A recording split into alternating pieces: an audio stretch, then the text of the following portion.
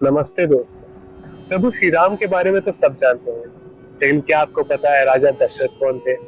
और अगर मैं कहूँ कि राजा दशरथ का असली नाम दशरथ था ही नहीं, तो स्वागत है आपका मेरी इस वीडियो में।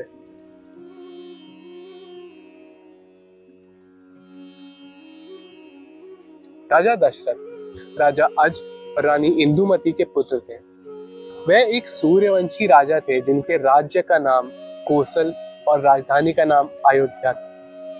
राजा दशरथ का असली नाम नेमि था।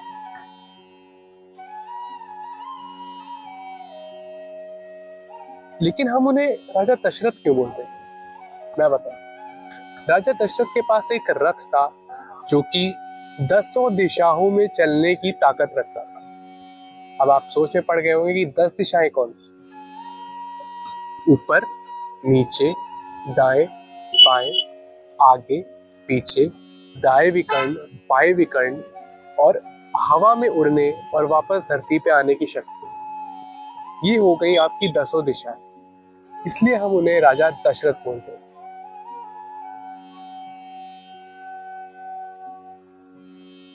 अयोध्या कांड के अनुसार राजा दशरथ की 350 पत्नियां थी, परंतु हम सिर्फ मुख्य 3 के बारे में बात करेंगे, जो कि थी रानी कैकेयी, रानी कौशल्या और रानी सुमित्रा।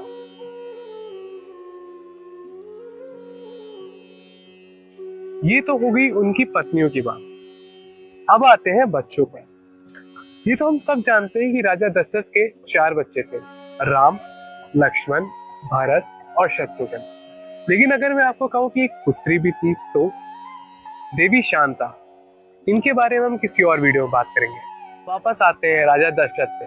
राजा दशरथ की मृत्यु एक श्राप के कारण हुई। क्या आपको पता है वो श्राप क्या था, किसने दिया था? चलिए मैं बताता हूं।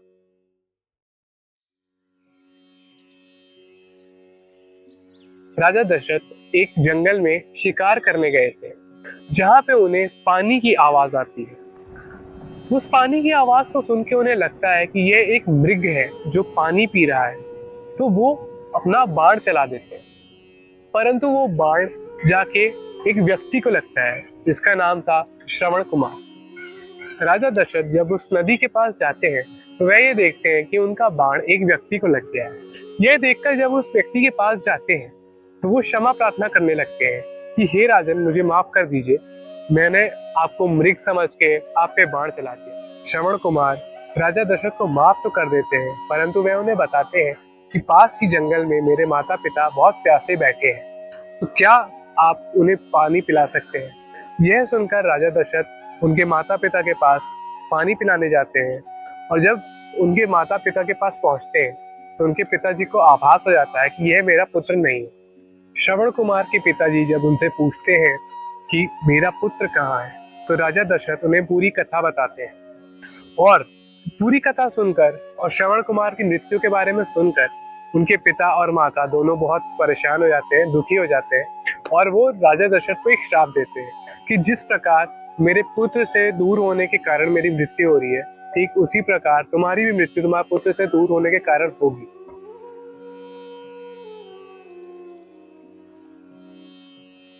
तो ये थी कहानी राजा दशरथ। अगर आपको ये वीडियो पसंद आया हो तो इसे लाइक करें, और अगर आप ऐसी वीडियोस और देखना चाहते हैं तो प्लीज मेरे चैनल को सब्सक्राइब करें। जय श्री राम।